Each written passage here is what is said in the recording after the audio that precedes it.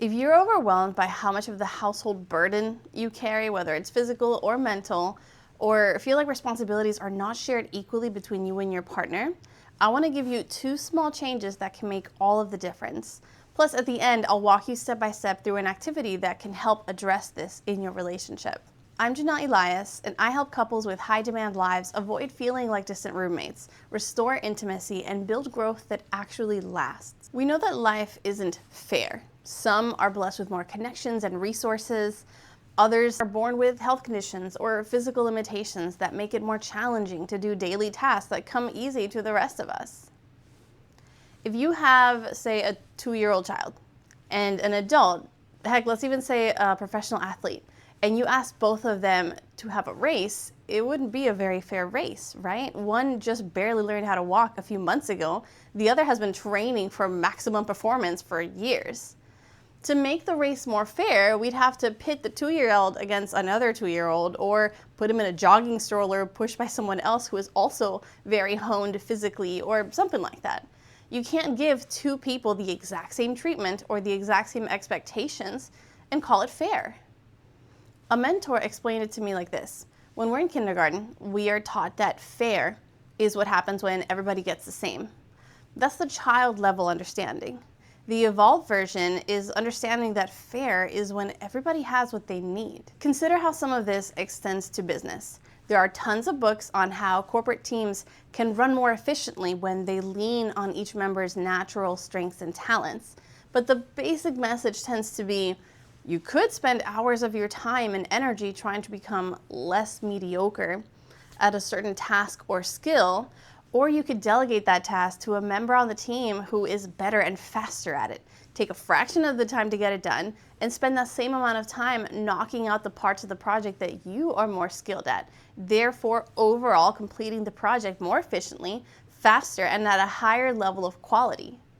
If you gave everyone on the team an equal division of all of the tasks needed for the project, it would be a huge waste of time and probably a big mess. Expecting the exact same performance equally on all tasks needed across the board is no way to run a team or a business. What's interesting is that the same business leaders who understand these concepts on a corporate level fail to apply them to their own romantic partnerships. One gets frustrated that their significant others don't do household or cleaning tasks at the same standards that they do. They get to the point where they just do everything themselves because they don't like the way that the other does it. And then they get resentful that the household tasks are not being divided equally. The other gets exhausted that they end up carrying all of the mental load for the entire family, almost single-handedly, but they've learned over time that they can't trust their partner not to drop the ball with things like doctor's appointments, grocery lists, or paying the bills on time. So they both spend way too much time bickering about how one is lazy or doesn't do enough, or the other can't ever seem to do simple tasks correctly. One hates how the other folds laundry or doesn't clean to their standards. It's a mess. You want to eliminate all of that? Apply 2 main principles right now. From now on, we divide the household and family tasks fairly, according to the evolved definition of fair, and we make the best use of each other's strengths. What does that mean? It might mean that if one of us is much busier at work or with side hustles or an unexpected life event or something than the other spouse, then maybe we start distributing responsibilities according to each partner's bandwidth or availability instead of just splitting everything 50-50. When workloads lighten up a little or change, we can revisit how we divide household responsibilities accordingly. It might mean that if one partner is much better at certain type of tasks, like maybe being the more creative one, so they enjoy being the ones to plan birthday parties or seasonal home decor, or being the more physically handy one, so they actually like repairing little things around the house, we divide responsibilities by everyone's natural strengths and talents. It might also mean that we need to stop comparing how much work I do around here versus you, or criticism about how you do certain tasks and whether they were completed the way I would do it. That can sometimes feel like it's easier said than done. So here's an activity that I have used myself with my husband and recommend to other couples during coaching sessions as well. Grab 2 pads of sticky notes, 1 for each of you, and a pair of pens. The first step is for both of you individually to write down every task that you either do for your family or that you know needs to get done. Each task should go on a separate Post-it note. Find a large space to stick these notes on. We happen to have a whiteboard, but a space on a wall or even the floor, if you have an area that's not carpeted, works just fine. Place some kind of divider to show your half of the space versus their half. Then start placing the sticky notes on your respective sides of the space to visually show how the tasks are currently distributed.